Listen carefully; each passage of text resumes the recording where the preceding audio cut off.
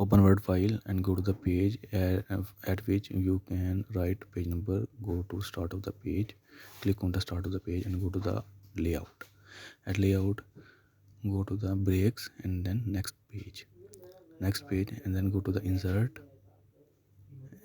page number and then bottom of the page you can write page number.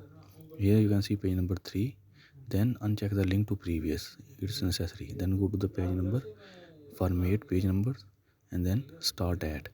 Here you can write page number 1 because we want to write here page number 1 and press ok or click ok. Here you can see page number 1 has been written. Go to the previous pages and delete the page number from that pages. Or delete, you can see page number has been deleted and page number start from 1 to 3. Thank you.